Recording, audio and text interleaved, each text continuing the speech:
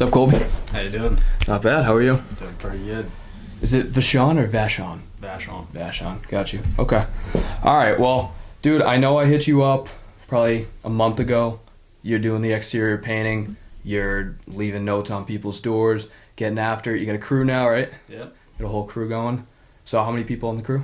Right now I have 3. I had 5 the last time we spoke, but I Gotcha. had to let some people go. Okay. So, Not bad. Not bad. Keep the margins high. oh yeah. I don't blame you. So I know that it's like an internship that you're doing, but obviously like you were drawn to the entrepreneurship aspect of it. So I guess what is it like specifically about the entrepreneurship aspect of business in general that really draws you to it? Whether it's exterior painting, I know you were saying like it's not necessarily exterior painting, it might just be anything. Right. So in my experience all through high school, growing up, I've always had a passion just for, being my own boss. I guess that's the typical answer, but I don't have a problem with authority.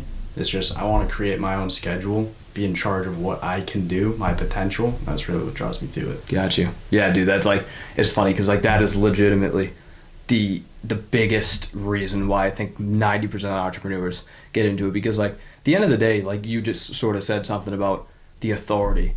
Like I feel like the entrepreneurs who fail in business are the ones who can't accept authority.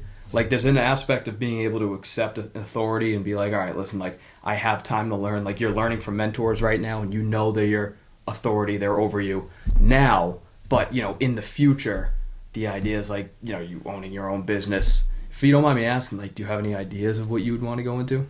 So I'm currently working on a clothing business. Okay. I'm in the process, just at the beginning, but I'm hoping down the road in the next 3 years or so I can actually launch it. Got you. Okay. So Is it like an athletic wear? Like what's the whole goal with it? it's more along the lines of the clothes I'm wearing right now. I'm always for the comfy, but Yeah. and the more semi-casual. Got you. Okay. Wear. I like that. Yeah. I like that. I like the mid the brand BYLT? I do. Yeah, like BYLT where you can wear it like to the gym. Like I've worn stuff like that to the gym.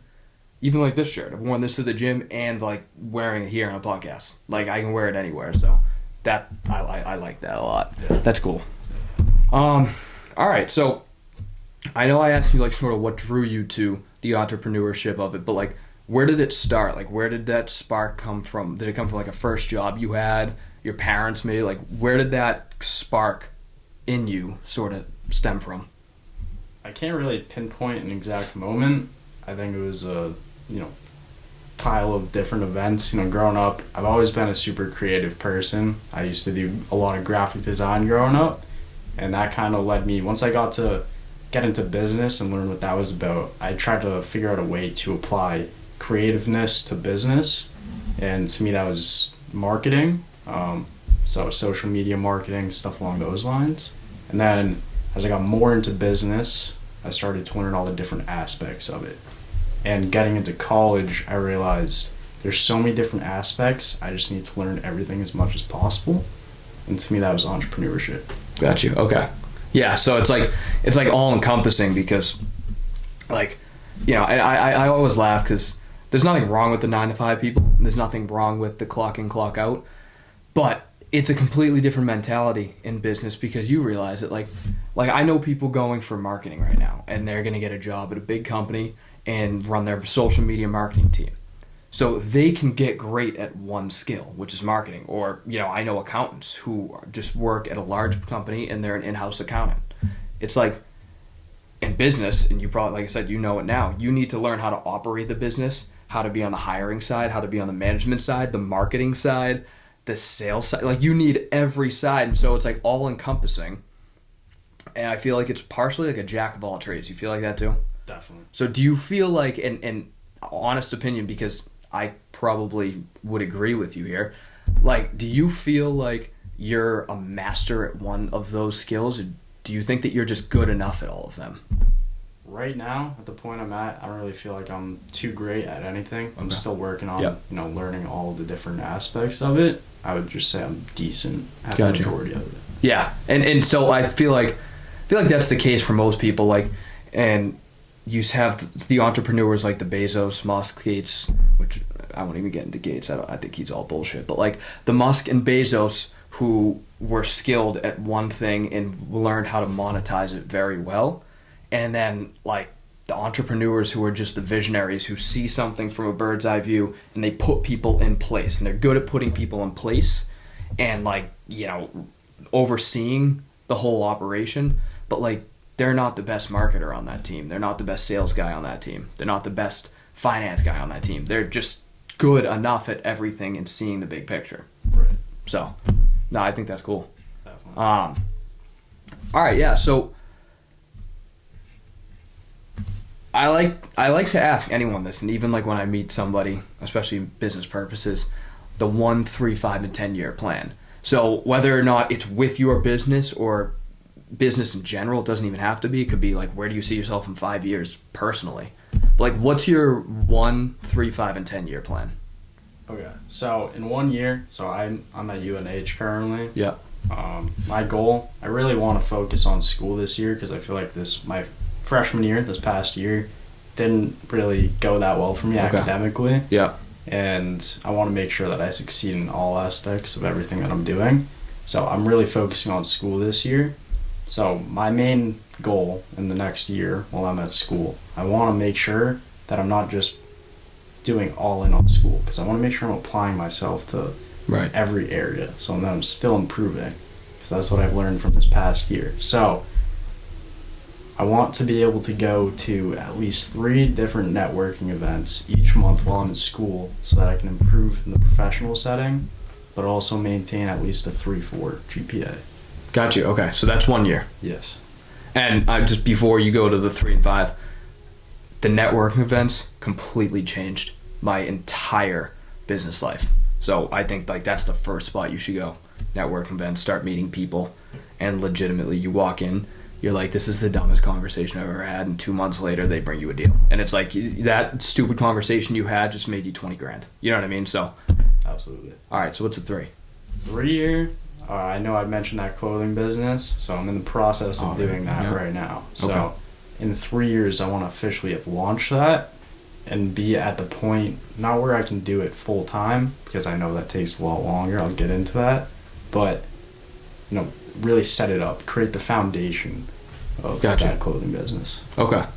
Yeah, no, I think like you make a good point. Like, you're building the foundation of business now, well, chipping away at the clothing brand. By the time you have a foundation in business and you've learned how to operate, actually implementing your business plan, I can see what you mean. So I assume your 5 years going to be hopefully transitioning to full time on that. Yeah. Okay. You got it. Gotcha. So 5 years, like you said, full time. I want to be able to, sustain my life while working that job, because I've always been into fashion somewhat, but also the business side. Obviously, that's what I'm working on right now. I feel like someone who's creative kind of comes naturally, and I feel like I already have that.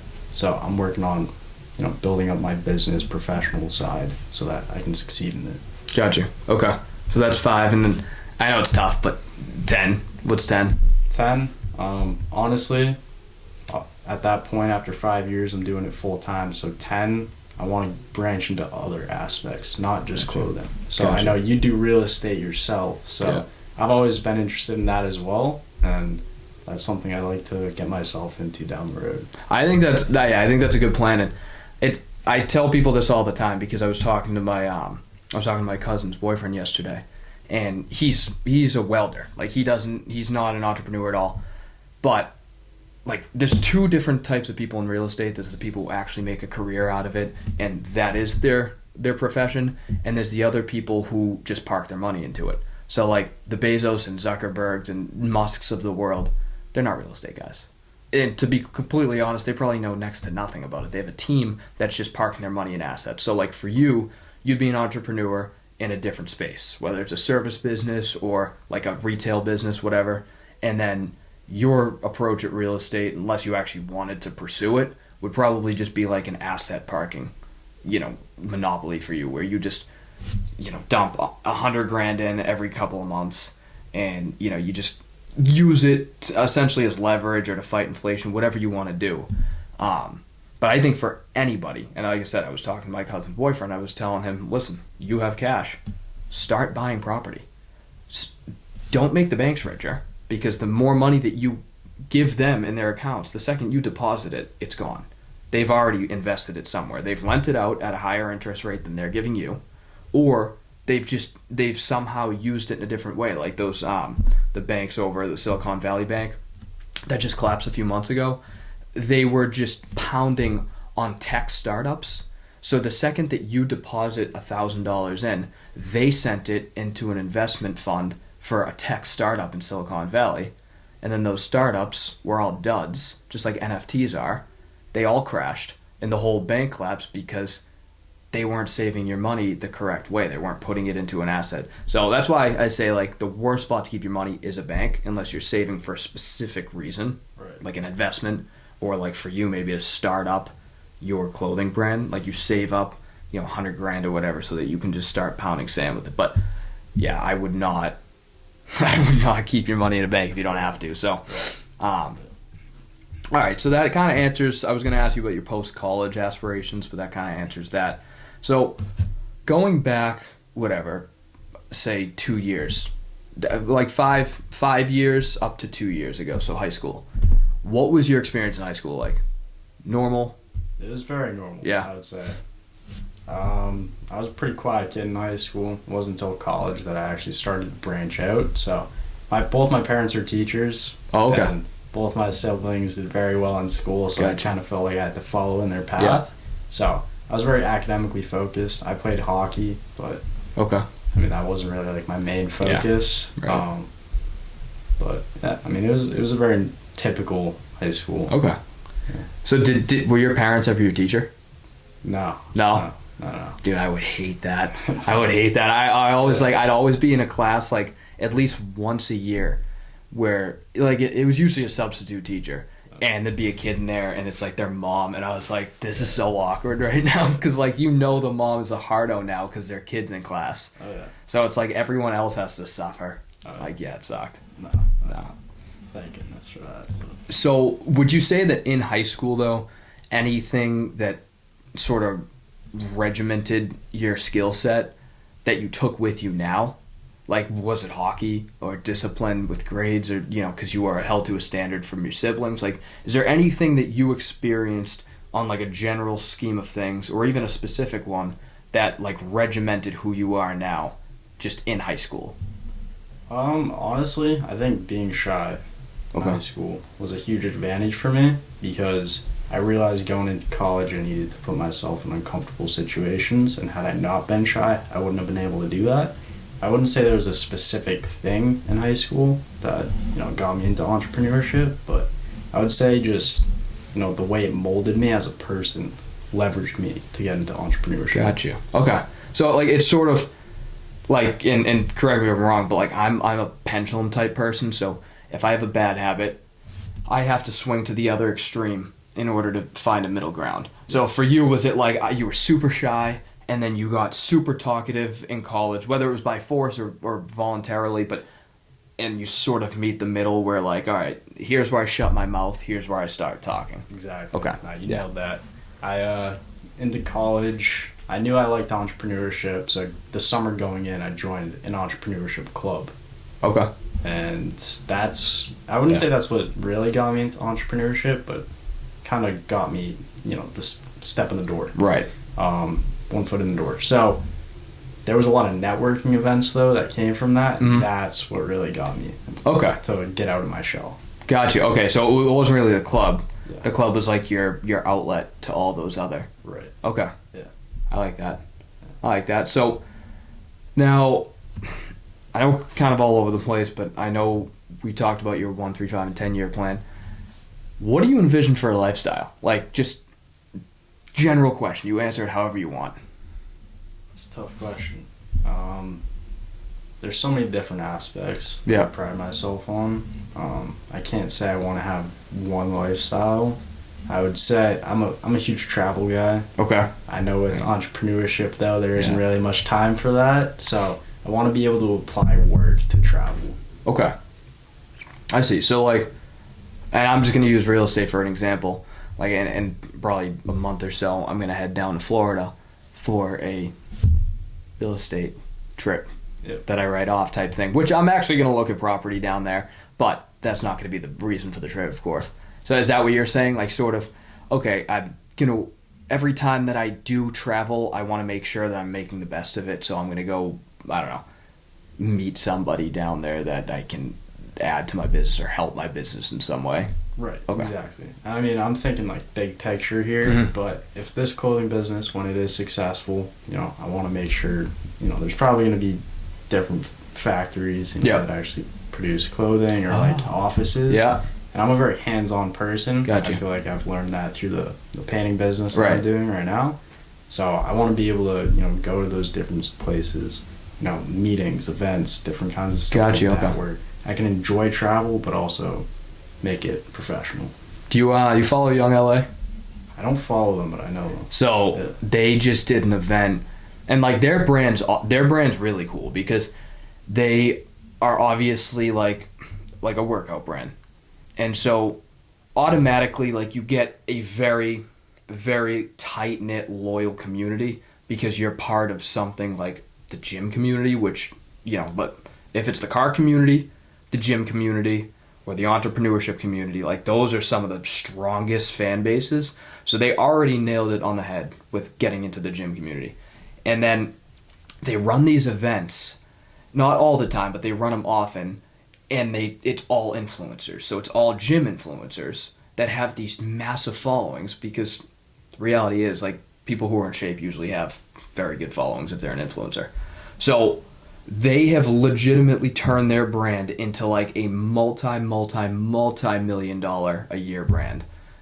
Honestly, they could be up in the 9-figure range now, unreal. And they've done it strictly from like influencer affiliate and these events. So, they were very hands-on, like you were saying, like you're learning how to be hands-on, and they were very hands-on. They're, at these events with their influencers, and they're, they made the face of their business, the Trend Brothers, who are, I don't know if you know who they are, but they're just two giant meatballs, like just gigantic dudes. Yeah. And so like the idea of just being hands-on, like really knowing your customer base, knowing your community, and like leveraging yourself in the right areas, you like nailed it on the head right there. So I see what you mean, like applying work to like just traveling or whatever it is you want to do. Exactly. Yeah.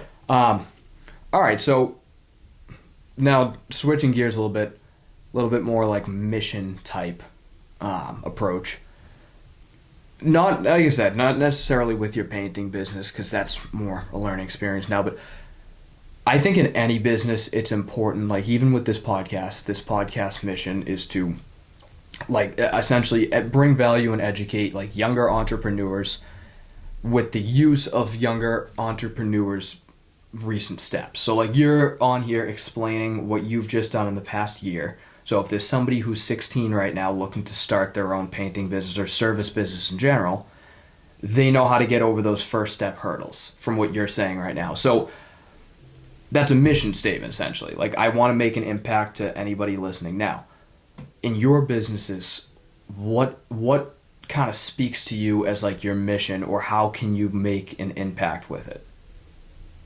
I would say, honestly, I like impacting people more than, the painting itself. Mm-hmm. I want to make an impact in both my clients' lives, but more so my employees' lives. Okay. So, as a manager, that's my responsibility. I need to Yep. manage my employees, but I don't really think of it like that.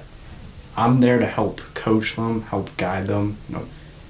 It's like I wouldn't say a parent almost, because I don't want to think about it that way. But in a non-condescending way, yeah, I know what you mean. Exactly. So I want to make sure that, I give them, a valuable summer. I want them to get something out of this, because I know a typical 9-to-5 job, going to painting, working in food service, that's what I did. It's not really that great of a time. You're just there making money. I want to make this a good time for them. Got you. Okay.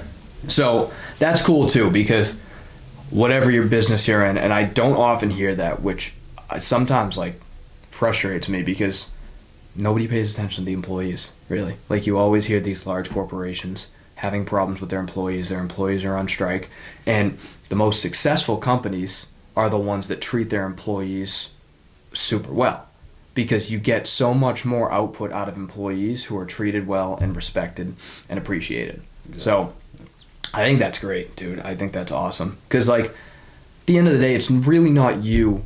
Like, the goal of expanding your businesses is so that you don't have to be the face of the business. The idea is that you delegate and manage and, give people tasks and jobs to be in your place.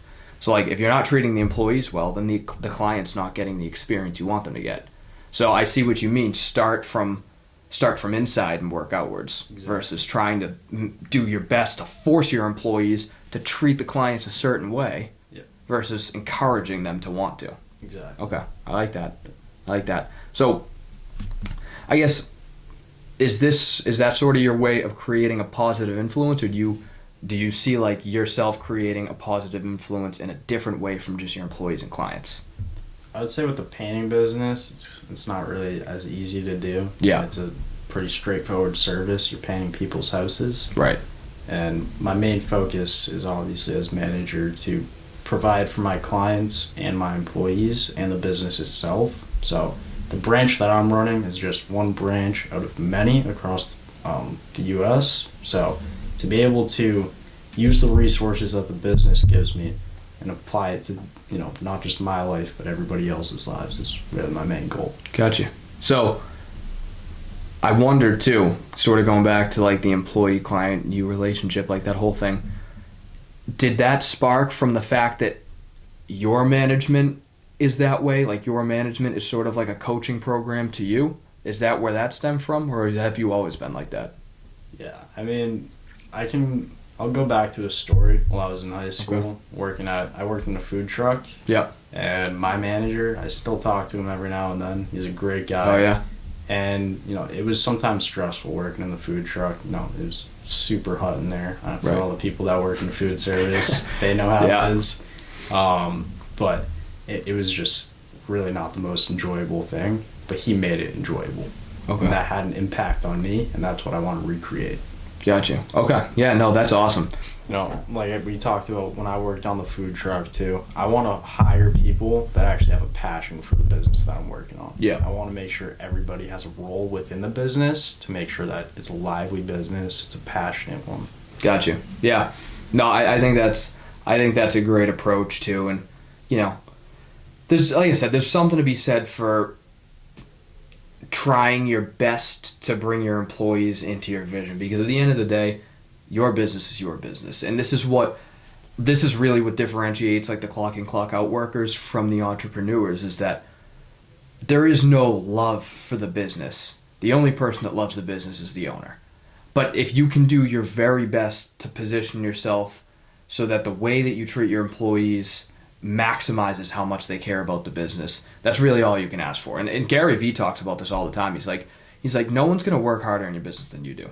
And the expectation that you're going to work, or your employees are going to work harder than you on your business, is bullshit.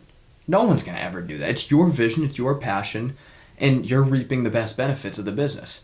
But there does come a point in time where, like, the employees will still leave their pride on the table for this business. They will put their pride, out there, because they do still care about their job and their business, whatever. And it's, in my experience, what I've noticed is it really comes down to your impact and your influence, and bringing employees into your business who feel like they're a part of a larger idea. You know what I mean? Not just a factory worker making fabrics. Like, they feel like their fabrics, them being in that factory making those fabrics, is much healthier than, some of the larger clothing brands that make, fabrics and who knows, throws the scraps in the ocean. In your case, this factory worker gets to know that everything's recycled, whatever the case may be. Right.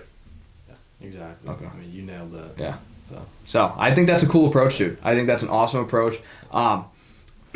So I guess if I missed anything, let me know. But, like, the key takeaways here were, absolutely, your entrepreneurial journey started really just formulated throughout high school, like the way that you kind of grew up, and the good that you saw in business and the bad that you saw not even bad as much as just the undesirable parts of being an employee.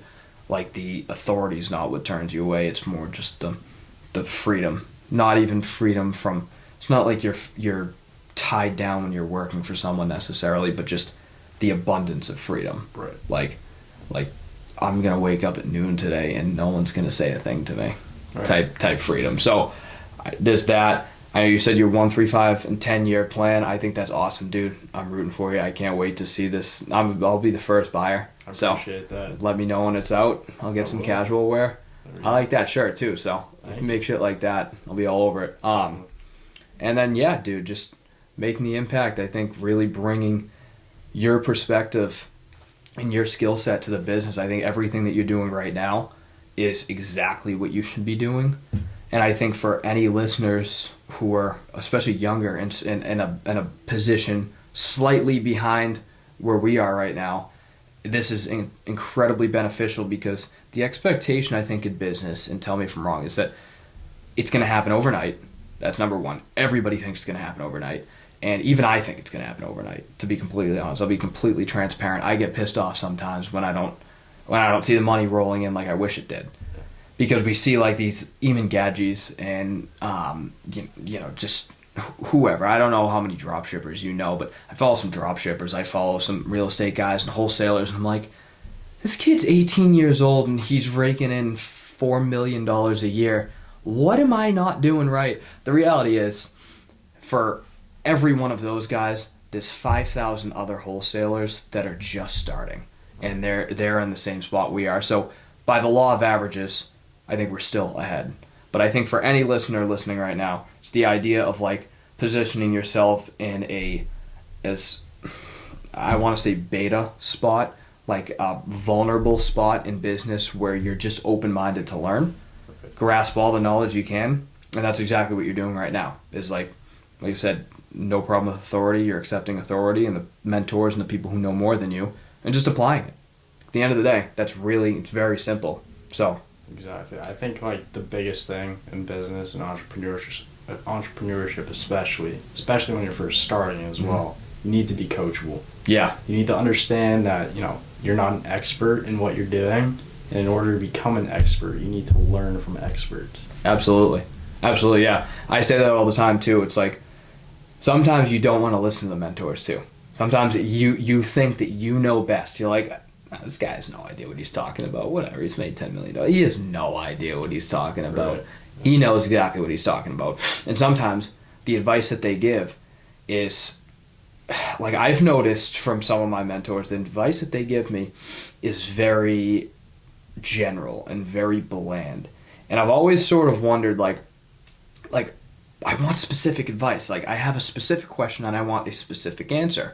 And what you start to learn is that there's not one way to succeed in business. Like, I have a question, how do I structure this deal? You could do it multiple different ways. It's like, okay, that sort of opens your mind to like the freedom and the ability to kind of expand throughout your business and really put your own touch on it. Exactly. Being authentic with yourself is key. The thing that I learned most so far in my journey, it's to take advice, but take it in your own way and apply it to your own life in your own way. Right. And in order to do that, sometimes the advice that they give, it's going to put you in uncomfortable situations that you don't really want to do. But sometimes you do need to do that to find the way you do want to do things. So let me ask you, have you ever been in a spot where a mentor gave you advice, you were like, I know I need to do this, I don't want to do this at all? Yeah, all the time. Even today. Like, in the business that I'm doing as a manager, I have a mentor. He's been helping me out through this entire process. I mean, who wants to wake up in the morning and go drive around and put flyers in people's mailboxes? No. I guarantee you, nobody. Nope. It's not a fun thing being a manager, but there are aspects to it that are rewarding, and you need to do the uncomfortable, non-desirable things in order to achieve what you want. Perfect. That's the exact message I'm trying to get across to everybody, is that, the people who say, oh, you're in your 20s, have fun, go party. No. the 5 years and 10 years that I'm grinding now, by the time I'm 25 to 30 years old, is realistically when most people will be at their peak of their careers, right? Yeah, at their peak of their careers. My idea is I want to be at the peak of my career, like 25. By the time you're at your peak, I want to be practically retired. Right. So doing the uncomfortable now, and I see so many people in college, dude, who are just completely lost. Some juniors who are still undecided, or not undecided, but practically undecided. They're not in there undecided, they're in a major, but they've switched it 7 times. Right. What are you doing? Wasting so much time, and then they're at the frat parties. It's like, well, don't get mad at me then. We're the successful ones. You know what I mean? Exactly. Like, it takes a lot of work. It takes that dedication, that discipline, but really just that blind faith and the vision that what I'm doing now, it's not going to work out. It has to work out. Exactly. Because I'm putting a lot on the line, and you're putting a lot on the line in terms of sacrifice for essentially what your dream is. And so it's like the idea of it having to happen versus it'd be great if it happened. It's like, no, it's live or die now. Yeah, no, exactly. And I want to make a comment on that. I don't think you mean, every single step. I think you mean big picture. Like, you need to have the idea that it's going to happen. But the steps along the way, it's going to be up and down. Oh, yeah. To be able to handle that. Oh, absolutely. Yeah. Yeah, I guess I mean, like, the question I asked about your lifestyle, like your dream lifestyle, that has to happen because I don't have my dream lifestyle now. Yeah. And nobody has their dream lifestyle at this age. But the idea is, like, the kids in college are having so much more fun than we are. Right. There's no doubt about that. Now, I'm not saying this isn't fun. We still love the business, and there's something to be said for that. And, there's certainly a different way of being wired in the head with an entrepreneur, because I also don't judge people who are 9-to-5 workers. They, like, if that's what you're good at, stick with it, because that's awesome. I just couldn't do that. But I know so many kids who are having a blast in college, and my thing is like, listen, I didn't go to college. I'm not going to these parties. I'm holding myself at home. I'm isolating myself to work so that in 5 years I'm going to be able to do those parties and go to, maybe not college, but you know what I mean, like travel around and stuff. Right. If it doesn't work out, what did I do all this for? So it's really like, that little element of force. Like, you need that little kick. Just like even with this podcast setup, I told you how much it cost. I was okay spending that money because I said, I have to make content. Exactly. I'm sitting on a lot of money here. I have to use it, or else what was it for? Exactly. And there's actually this thing I've been trying. I heard it through a TikTok, actually. It's called the 3-second rule. You count down from 3, and once you hit 0, you have to do whatever you think you're... If you're laying in bed, waking up in the morning, I always had the hardest time waking up. 3 alarms, couldn't get up. Until I started doing the 3-second rule. And this applies to so many different aspects of life, but the whole idea of it is exactly what you're saying. Everybody has a passion for something. It's all about the people who are willing to trust in that, put their trust in that passion, actually go out and do the work. Mm-hmm. And the 3-second rule, I think, really applies to that, because 3, 2, 1, go do it, no matter what. Yeah, no, it's awesome. Like, I've done that walking up to a girl, like, multiple times. You know what I mean? Like, all right, you're not gonna not do this. You're already in this situation, so 3, 2, 1, go do it. It's funny you say waking up, dude. I set every morning. I have my alarm clock's called the Sonic Bomb. Okay. It shakes the bed. It has like a shaker pad under it, and it wakes up the entire house every morning at 6. And I have 7 alarms on my phone set. Still can't wake up. Mm-hmm. So maybe I should try that with waking up. I'm such a little bitch waking up. Yeah. It's unreal. My roommate always used to get pissed off at me because I would have like 5 alarms set. Yeah. If I'd put one, I used to go to the gym at like 5:30 every morning, and I would have like 7 alarm sets. And he wouldn't get up in the morning. He would like wake up at 5:30. Sometimes I would just sleep in because I was so tired. Yeah. That 3-second rule, trust me. But I used to go to the gym early too. Are you still doing that? No, not anymore. Not sustainable. I think it can be. I think I just kind of lost passion for it. Yeah. And put my passion into, you know, my focus into other passions. Yep. I guess, but I think, you know, it's something anybody could do. I only bring that up because I used to wake up at 3:30 and go at 4. Okay. And it was steep, dude. It was steep. But then I wouldn't go to bed until like 12. Yeah. So I'd get like 3.5 hours of sleep. So that's why I say it's unsustainable. Like some people, my dad goes at 4 in the morning, but he also goes to bed at like 7:30. So it's like, yeah, I used to go to bed like at dinner time. My whole family would be eating dinner. I'd be dead asleep. Yeah. I'm a morning person, so I always you're go to lucky. bed. Like, typically I'm in bed at like 10, fall asleep at like 10:15, 10:30, and then I wake up at like 6 now. So Yeah. My first hour of my day, don't talk to me. Like even my boss said it the other day. He was like, you know, you're a real asshole. The first hour at work. Yeah. I'm like, I'm not an asshole. I just don't speak. I just give one word answers. He's like, yeah. I'm like, yeah. Don't talk to me. Just gotta get your space. Yeah. I'm like, you tell me to do something, I'll do it, but I'm not gonna conversate with you about it. I'm tired, dude. Yeah, no, exactly. But it's the same way for me at night. Like, Yeah. I'm ready for bed, just don't talk to me. Let me go to sleep. Yeah, I'll talk to you silence. tomorrow. Yeah, exactly, dude. Exactly. All right, man. Well, no, I appreciate you coming on here today. I appreciate you kind of explaining your story, sort of like where you are at now, what your passions are, and where this all stemmed from. You know, I encourage anybody who needs exterior painting, hit my boy Kolbe up here. He does a great job. I think I've seen some of your work.